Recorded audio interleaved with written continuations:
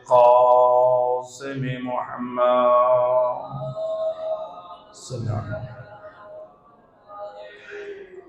وأهل بيت الطيبين الطاهرين المعصومين المظلومين المنتجبين الذين أذهب الله عنهم الرجس وطهرهم تطهيرا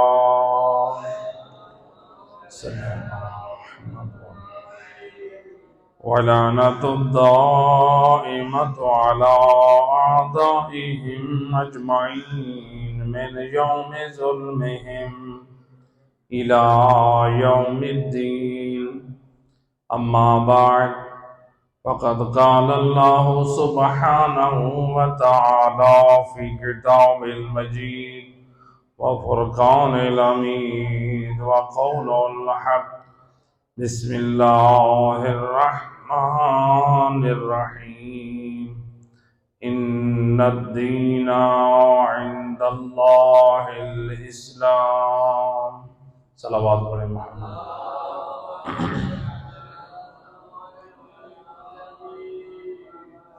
سامعین محترم، قرآن مجید کی مشہور اور مختصر آیہ مجیدہ کو موضوع قرار دیا ہے. ارشاد رب العزت ہو رہا ہے ان الدین عند اللہ الاسلام، بے شک اللہ کے نزدیک پسندیدہ دین دین اسلام ہے. گویا قرآن میں اللہ نے واضح اعلان کر دیا میرے نزدیک اگر کوئی دین پسندیدہ ہے اس کا نام ہے اسلام. آج کلمہ گو ہر ایک کہتا ہے میں ہوں مسلمان. جو بھی نبی کی نبوت کا کلمہ پڑھتا ہے وہ کہتا ہے میں مسلمان ہوں، اور قرآن کی اس آیت کو پڑھ کے یا سن کے کہتا ہے اللہ نے ہمارے اسلام کے پسند ہونے کا قرآن میں اعلان کیا. بے شک اللہ نے جس دین کو پسند کیا وہ ہے اسلام، اور ہم کہتے ہیں ہم ہیں مسلمان، لیکن ہم یہ دیکھیں جس اسلام کو اللہ قرآن میں پسند کر رہا ہے، جس اسلام کو مصطفیٰ اپنی سنت سے پہنچا رہے ہیں، کیا وہ اسلام ہماری زندگی میں ہمارے گھر میں بھی ہے؟ صرف نام کے مسلمان ہوں؟ کیا نبی نے یہی فرمایا تم لوگ کلمہ پڑھ لو میری نبوت کا، تمہاری کامیابی کا میں ضامن ہوں؟ یہ نبی ایک دین الہی لے کر آئے ہیں، اور مجھ مصطفیٰ کا کلمہ پڑھنے والوں اللہ کی کتاب پر بھی عمل کرو، میرے فرمان اور سنت پہ بھی عمل کرو تو تم کامیاب مسلمان کہلاؤ. مسلمان ہم تب ہوں گے. میں ایک مثال سے واضح کروں مطلب کو. دیکھیں اسلام آج ہمارے درمیان کس شکل میں، کس صورت میں؟ ایک مثال سے دیکھیں، مثلا ایک آرٹسٹ ہے، ڈرائنگ کرنے والا جو تصویریں بناتا ہے، آپ کا وہ دوست ہے. اس نے ایک دن کہا کہ آپ سامنے بیٹھے میں آپ کی تصویر بناتا ہوں، آپ کی تصویر بناتا ہوں. آج کل یعنی ہاتھ سے تصویر بنانے کا بھی ایک دوبارہ رواج آ رہا ہے، لوگ بنوا رہے ہیں ہاتھوں سے اپنی تصویریں، ڈرائنگ کرواتے ہیں. میں آپ کی تصویر بناتا ہوں. ہم میں سے جو پسند کرتے تھے وہ بیٹھ گئے اپنی تصویر بنانے والا بناتا رہا، اور آپ بڑی توجہ سے بیٹھے رہے اور اس انتظار میں ابھی جب ہماری تصویر دکھائے گا تو بڑی خوبصورت ہو، ایسے کہ نہیں؟ لیکن جب اس نے اس تصویر کا رخ کیا ہماری طرف، ہم نے دیکھا وہ ہماری شکل نہیں بلکہ ہماری شکل کا کارٹون بنایا ہے۔ اس نے کیا بنایا ہے؟ ہماری شکل کا کارٹون بنائے۔ جیسے آپ اخبارات میں دیکھتے ہیں انسان کتنے سیاست دانوں کے روزانہ کارٹون بنتے ہیں، ان کی شکل کا خاکہ رکھ کے ان کی ناک موٹی کر دیتے ہیں، گردن چھوٹی کر دیتے ہیں، ٹانگیں اور چھوٹی کر دیتے ہیں، وجود کو بڑا کر دیتے ہیں۔ اگر اسی طرح سے ہمارا دوست خیر خواہ جو ہم سے محبت کا دعویٰ کرتا ہے وہ ہماری تصویر کو بنائے ڈرائنگ کے ذریعے سے اور پیش کرے، اپنی ایمان سے بتائیں آپ اس دوست پہ خوش ہوں گے یا ناراض؟ جی ناراض ہوں گے۔ آپ کہیں گے کہ آپ کو شرم نہیں آتی، یہ تو نے میرا مذاق اڑایا ہے، یہ میری شکل کو بگاڑ کر رکھ دیا ہے، یہ میری توہین کی ہے۔ اور میرا دوست میری اور تیری تصویر میں اگر کوئی رد و بدل کر دے تو ہم اپنی توہین سمجھتے ہیں، اور جس دین اور اسلام کو اللہ نے قرآن میں پہنچایا اور مصطفیٰ نے اپنی سنت کے ذریعے سے پھیلایا اور آل محمد نے اپنی قربانیوں سے بچایا، اگر ہم اس اسلام میں رد و بدل کر دیں، کل اللہ کی ذات بھی میدان محشر میں کہہ دے تو کیسا مسلمان ہے اور بد نصیب تو نے تو اسلام کی شکل بدل دی۔ اللہ اکبر، یا رسول اللہ، یا علی، ہم رسول اللہ کی خدمت میں جائیں، یا رسول اللہ آپ کے امتی ہیں، آئے ہماری شفاعت کیجئے۔ رسول اللہ بول کر کہے مجھے تو تیرے چہرے پہ کوئی مسلمانوں والی علامت نظر نہیں آ رہی، تو کیسا مسلمان ہے؟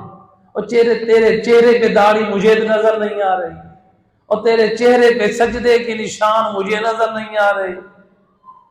اہل بیت رسول اور آل رسول جو چاہتے ہیں ہمیں وہ پسند نہیں ہے، جو ہمارا دل چاہتا ہے ہمیں وہ پسند ہے۔ مولا علی فرماتے ہیں میں اس چہرے کو پسند نہیں کرتا جس چہرے پہ سجدے کے آثار ہوں۔ اللہ، کبھی سوچا علی والوں نے، کبھی فکر کی علی والوں نے؟ اور مولا علی سے محبت کرنے والوں اور مولا علی کس چیز سے محبت کرتے ہیں؟ رسول اللہ کس چیز سے محبت کرتے ہیں؟ ہم کہیں ہم مسلمان ہیں، ہماری شکل میں تبدیلی آ جائے تو ہم ناراض ہو جائیں۔ اللہ کے اسلام اور دین میں ہم نہ جانے کتنی تبدیلیاں کر رہے ہیں۔ کیا اللہ کی ذات راضی ہوگی؟ کیا سید الرسل راضی ہوں گے؟ کیا آل رسول راضی ہوں گے؟ لہذا اسلام اپنی زندگی میں، ہماری زندگی میں اسلام کے قوانین ہونے چاہیے، ہماری زندگی میں قرآن کی بات ہونی چاہیے، ہماری زندگی میں آل محمد کے فرمان کی بات ہونی چاہیے۔ یہ دوسرے لوگوں کی باتیں کہاں سے آ جاتی ہیں؟ یہ ہمارے دادا نے کہا، ہمارے فلاں پیر نے کہا، ہمارے فلاں نے کہا، اور میرا دوست بات کرنی ہے یا رحمان کی کر یا پھر وارثان قرآن کی کر۔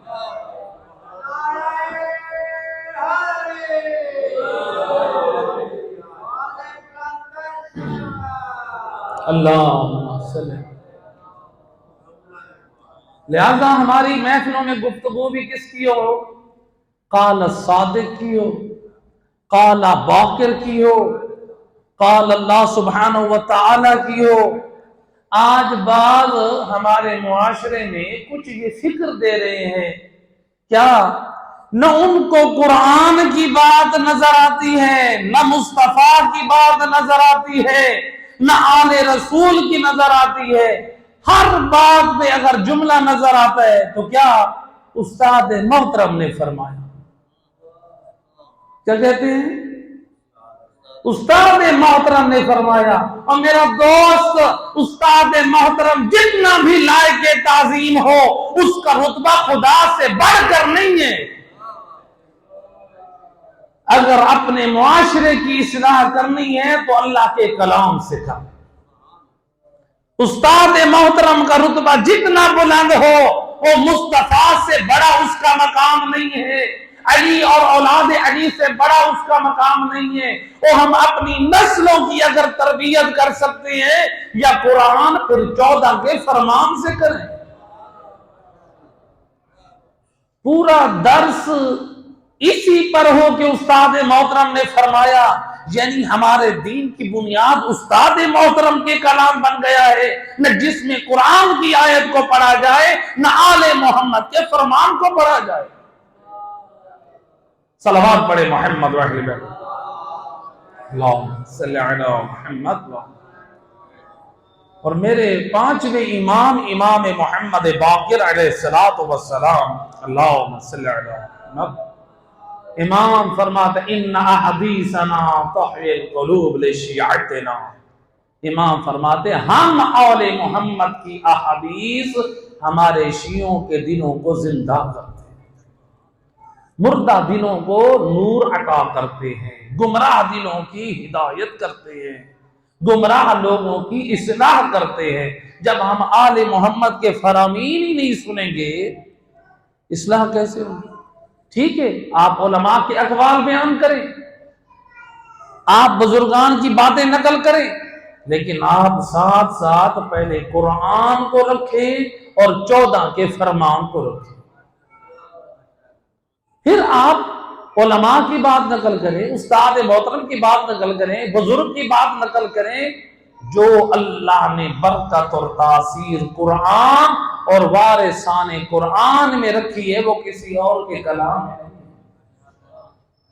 لہذا ہمارے گھروں میں ہم یہ دیکھیں اسلام کیسا ہے، کتنا ہمارے گھروں میں اسلام ہے۔ کیا صرف ہم نام کے مسلمان ہو جائیں؟ آئیں اسلام کی تعلیم دینے والوں کا مقام نبی کی نگاہ میں جائے۔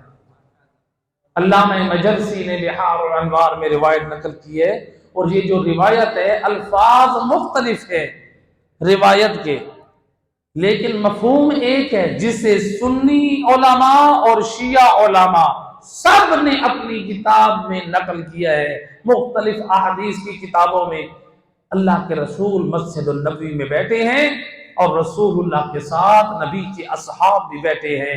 اس روایت کو نقل کرنے والے نبی کے دین کے، نبی کے علم کے وارث علی ابن ابی طالب۔ علی مولا فرماتے ہیں، سید الرسل نے فرمایا 3 مرتبہ اللہم ارحم خلفائی، اے میرا اللہ میرے خلفاء پر رحم فرما۔ 3 مرتبہ، اے اللہ میرے خلفاء پر رحم فرما۔ اصحاب رسول حیران ہیں، یہ رسول اللہ کے خلفاء کون ہیں؟ نبی اپنی زندگی میں کہہ رہے ہیں، اے میرا اللہ میرے خلفاء پہ رحم فرما۔ نبی کے خلفاء کون ہیں؟ علی مولا بھی موجود ہیں، اصحاب بیٹھے ہیں، پریشان ہیں، اپنی مشکل کا حل چاہنے کے لیے نبی سے سوال کرتے ہیں، یا رسول اللہ من خلفاؤک، یا رسول اللہ جن خلفاء کے حق میں 3 مرتبہ رحمت کی دعا کی ہے، وہ خوش نصیب خلفاء، ان کا تعارف تو کرا دیں، وہ کون ہیں؟ سید الرسل نے لسان وحی سے بول کے فرمایا، الذین، یہ وہ میرے خلفاء ہیں، الذین یتبعون حدیثی و سنتی، میرے خلفاء وہ ہیں جو میری پیروی بھی کرتے ہیں اور میری احادیث کی پیروی کرتے ہیں اور میری سنت پہ عمل کرتے ہیں۔ نبی نے کیا فرمایا؟ میرے خلفاء کون ہیں؟ جو میری احادیث کی پیروی کرتے ہیں اور میری سنت پہ عمل کرتے ہیں، وَيُعَلِّمُونَهَا النَّاسَ، اور میری جو احادیث اور سنت ہیں اس کو میری امت کو تعلیم دیتے ہیں۔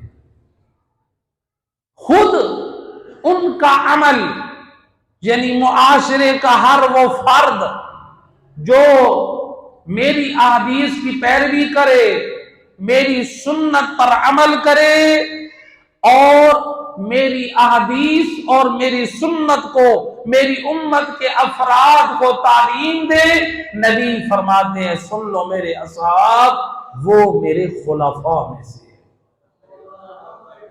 وہ میرے خلفاء میں سے ہے، میرے دین کو، میری شریعت کو لوگوں تک پہنچانے والے۔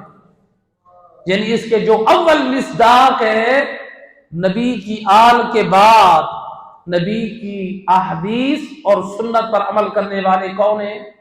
علماء۔ علماء کے بعد کون ہیں؟ دیندار مومنین۔ وہ لوگ ہیں جو نبی کی سنت کی احادیث کی پیروی کرتے ہیں اور سنت پر عمل کرتے ہیں، اور اس کے بعد کیا کرتے ہیں؟ لوگوں کو تعلیم دیتے ہیں۔ سید الرسل اپنے زمانے میں ان لوگوں کے حق میں دعا کرتے، اور ایک مرتبہ نہیں 3 مرتبہ، میرا اللہ میرے ان خلفاء پر رحم فرما جو میری احادیث کی پیروی کرے، میری سنت پر عمل کرے، اور پھر اس کو لوگوں کو، میری امت کو تعلیم دے۔ صلوات پڑھے مان بابا۔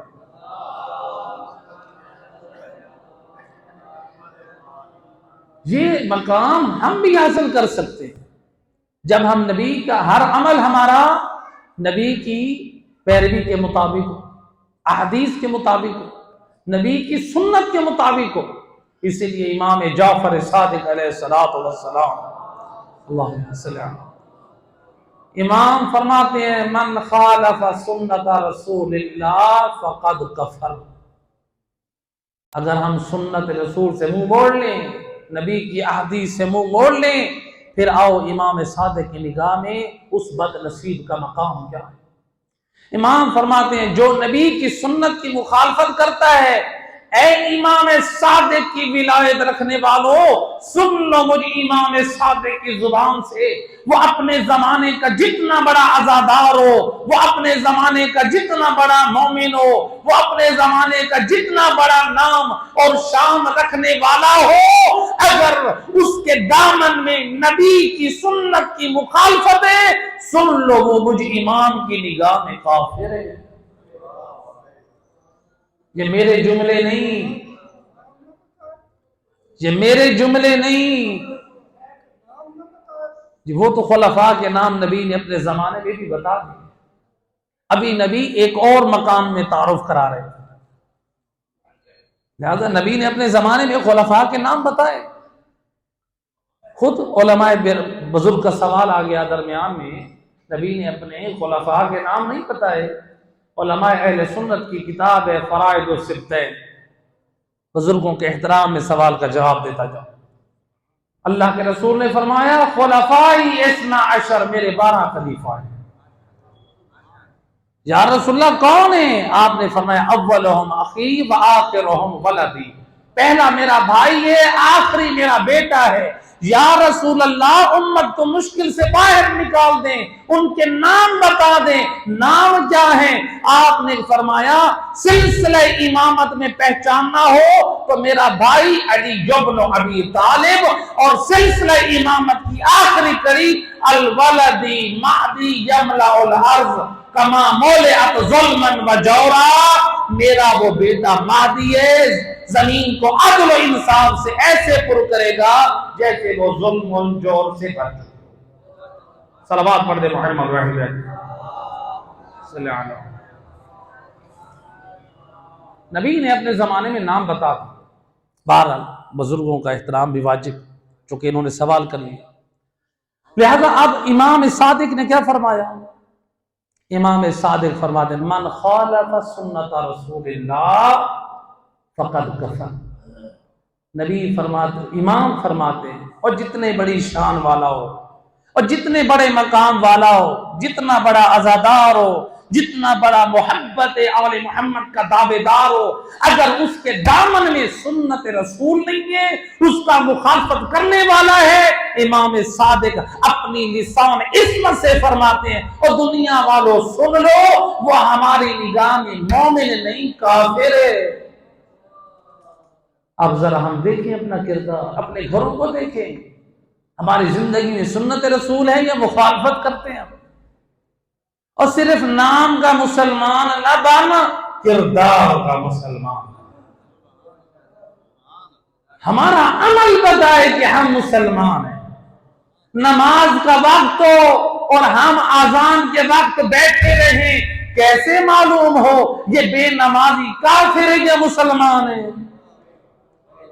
معصوم فرماتے ہیں نماز کفر اور اسلام کے درمیان فرق بیان کرنے کے لیے آئی ہے.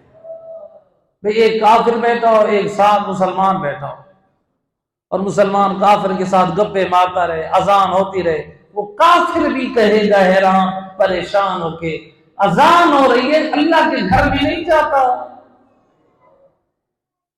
اللہ کے گھر سے بلاوا. امام فرماتے ہیں یہ جو اذان دینے والا ہے، اس کو معمولی نہ سمجھو، یہ اللہ کی طرف سے بلا رہا ہوتا ہے. یہ ندا کس کی طرف سے ہوتی ہے؟ اللہ کی طرف سے. اور خوش نصیب ہے وہ مومن جو رحمان کی آواز پہ لبیک کہہ کے مصلی کی عبادت کرتا ہے. لہذا اسلام، ہم یہ دیکھیں ہمارے گھروں میں کتنا اسلام ہے. صلوات پڑھیں محمد پڑھیں.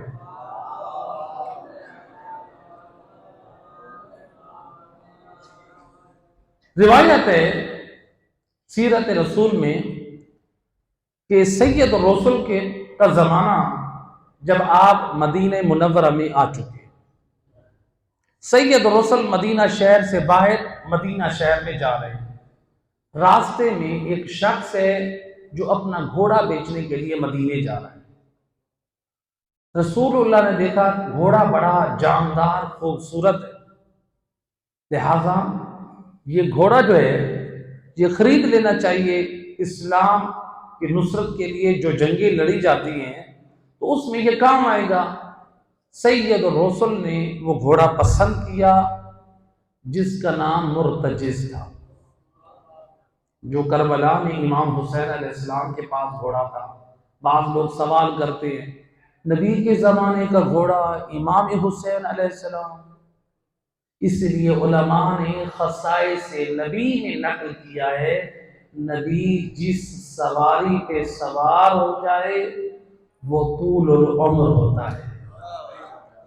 یہ نبی کے وجود کی برکات اور کرامات میں سے ہیں. یعنی کوئی اس کو ہلاک کر دے، کوئی اس کو مار دے تو اور بات ہے، ورنہ وہ نبی کے وجود کی برکت سے طولانی زندگی وہ گزارتا ہے. اس کا نام، اسی گھوڑے کا نام مرتجز تھا. یہ گھوڑا مدینہ شہر میں بیچنے کے لیے جا رہا ہے. سید الرسل نے اس کے ساتھ معاملہ کیا، وہ راضی ہو گئے، جو سودا ہو گیا. اب سید الرسل کے اخلاق اور کردار میں وہ نہ تیز چلتے ہیں نہ وہ آہستہ چلتے ہیں، درمیانہ چال چل رہے ہیں. یہ خوشی کے مارے جلدی جلدی مدینہ شہر جانے لگا، اس لیے کہ گھوڑا اس نے سوچا تھا مدینہ شہر میں جاؤں گا تو وہاں پر پریشانی ہوگی، مجھے کتنے دن بیٹھنا پڑے گا. آج جو لوگ مثلا اپنی کار بیچنے کے لیے شو روم میں جاتے ہیں تو ان کی گاڑیاں کئی ماہ شو روموں میں کھڑی رہتی ہیں، پریشانی رہتی. اس زمانے کی بھی کہ گاڑی، وہ اس کو بھی پریشانی، اب نہیں معلوم کتنے دنوں میں بکتی ہے، لیکن راستے میں سودا طے ہو گیا. یہ خوش ہے کہ الحمدللہ. جیسے ہی وہ مدینہ شہر میں پہنچا، کچھ منافقین کو اس نے بتایا کہ تمہارے رسول نے گھوڑا بیچا ہے، خریدا ہے اور میں نے بیچا ہے. ان منافقین نے کہا کہ ہم تمہیں زیادہ دیتے، تم یہ گھوڑا رسول کو نہ بیچو. اب وہ ان منافقین کی شرارت میں آ گیا. اب سید رسول جیسے ہی پہنچے مدینہ شہر میں کہ اس کے پیسے دیے جائیں. کہا کہ چلو. اس نے کہا کہ خیر سے.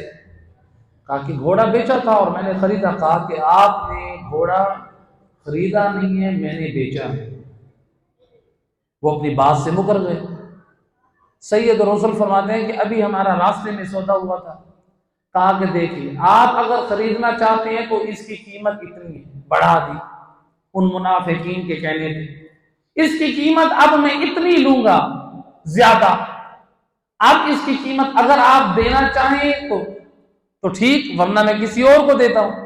سید رسول فرماتے ہیں کہ دیکھو جس قیمت پہ معاملہ ہوا تھا قیمت میں وہی ملے گی. اچھا اگر نبی چاہتے تو زیادہ دے سکتے تھے، لیکن دنیا والوں کو اسلام کی حقیقی تعلیم سمجھانی ہے. اب وہاں پہ روایت کہتی ہے سید رسول نے دیکھا کہ اصحاب جمع ہیں، لوگ بھی جمع ہیں. نبی کے ساتھ بڑے بڑے اصحاب، نبی کے یار، کچھ رشتہ دار، سارے نبی کے ساتھ جمع ہو رہے ہیں. سید رسول ایک ایک سے پوچھتے ہیں کیا تم گواہی دیتے ہو میں نے یہ گھوڑا خریدا ہے؟ کچھ لوگ جو تھے وہ کہنے لگے یا نبی اللہ ہم کیسے گواہی دے دیں، آپ کی تصدیق کر دیں، آپ نے یہ گھوڑا خریدا ہے، آپ نے تعلیم دی تھی کہ جھوٹ بولنا نہیں ہے، ہم موجود نہیں تھے، اب ہم کیسے تصدیق کریں، آپ نے گھوڑا خریدا ہے. کیسا ایمان تھا. نبی کہہ رہے ہیں تصدیق کرتے ہو میں نے گھوڑا خریدا ہے. کہتے ہم کیسے کریں، آپ نے کہا جھوٹ بولنا نہیں، تصدیق کرتے ہیں تو یہ جھوٹ ہے. اللہ اکبر. ایسا اسلام رسول کو پسند نہیں. نبی پوچھتے رہے، لوگوں کی معرفت اور ان کے ایمان کی آزمائش ہوتی رہی. آیا ایک نبی کا پیارا صحابی حضرت خزیمہ بن ثابت انصاری آئے. اللہ کے رسول نے فرمایا اے خزیمہ، ابھی لوگوں کو جرمٹ ہے. جب وہ اندر داخل ہوئے نبی فرماتے اے خزیمہ تو گواہی دیتا ہے میں نے یہ گھوڑا خریدا ہے اور اس نے بیچا ہے؟ کہتا ہے نعم یا رسول اللہ، اور میرے ماں باپ آپ پر قربان میں گواہی دیتا ہوں آپ نے گھوڑا خریدا ہے اور اس نے گھوڑا بیچا ہے. اب مجمع حیران پریشان ہے. نبی خوش ہو گئے لیکن کہتے ہیں اے خزیمہ ذرا یہ بتا تو موجود نہیں تھا، تو میری تصدیق کیسے کر رہا ہے، یہ گھوڑا میں نے خریدا. اللہ اکبر. حضرت خزیمہ کہتے ہیں یا رسول اللہ ہم نے اللہ کو دیکھا نہیں. آپ نے کہا اللہ واحد ہے، ہم نے مانا. یا رسول اللہ آپ نے کہا کتاب خدا قرآن حق ہے، ہمارے سامنے نازل نہ ہوئی. آپ نے کہا ہم نے مانا. آپ نے کہا جنت اور جہنم حق ہے، ہم نے دیکھا نہیں، ہم نے مانا. آپ نے کہا ملائکہ جبرائیل میکائیل اسرائیل و اسرافیل یہ حق ہے، ہم نے دیکھا نہیں. آپ نے کہا ہم نے مانا. یا نبی اللہ آپ آخرت اور دین کی خدا کی بات کرتے گئے تو ہم آپ کی تصدیق کرتے گئے. یہ تو دنیا میں سے معمولی چیز ہے، آپ کہیں میں نے خریدا، یہ کیسے ہو سکتا ہے، یہ کیسا اسلام ہے، آپ کہیں میں نے خریدا اور ہم آپ کی تصدیق نہ کریں. جب نبی نے دیکھا نا یہ ہے بامعرفت مومن مسلمان جو اپنے کردار سے بھی اسلام کو پیش کر رہا ہے، اپنی زبان سے بھی اسلام میں ہر یعنی جو گواہی دی جاتی ہے وہ دو افراد کی گواہی ہوتی ہے، لیکن سید الرسل نے اس مقام میں فرمایا آج کے بعد خزیمہ بن ثابت انصاری جب گواہی دے گا اس ایک کی گواہی دو مومن عادل کے برابر گواہی ہوگی. یہ نبی کی تصدیق کر رہا ہے، نبی اس کی گواہی کو دو گواہیوں کے برابر بنا رہا ہے. یہ وہ اسلام، اور اسی اسلام کو بچانے کے لیے آل محمد نے سب کچھ قربان کر دیا. اور ان قربانیوں میں ایک بڑی قربانی ہے، بڑی قربانی ہے فاطمہ زہرا کی. اجرکم علی اللہ زادہ.